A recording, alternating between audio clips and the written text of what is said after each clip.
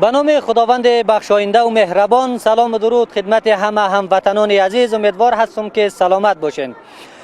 لیگ هفتم دور بزکشی افغانستان هست و ما جهت ثبت نظریات تماشاچیان آمدیم ببینیم که اینها علاقمند کدام تیم و کدام پهلوان هستند و چگونه این دور بزکشی را بررسی میکنند.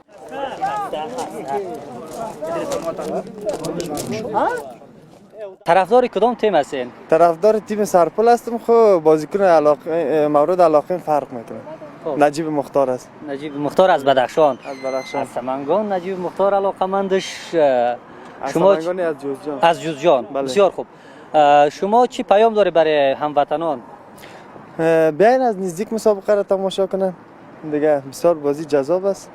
دیگه هر کس طرفدارای خاص خود داره.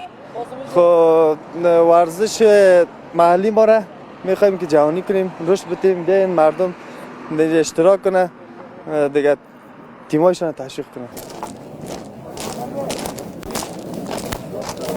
انشالله که جور سلامت هستین. سلامت باشین، زنده باشین. اولتر از همه سلام و عرض ادب دارم خدمت شما گرداننده موفق تلویزیون ملی اسپورت و تمام بینندگانتان که ما را از طریق پرده تلویزیون ملی اسپورت مشاهده میکنن.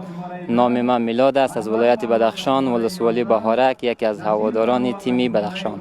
بسیار خوب. از بدخشان آمده اینجا اتاق گرفتین یا خانه هست یا به خاطر بزکشی آمدین؟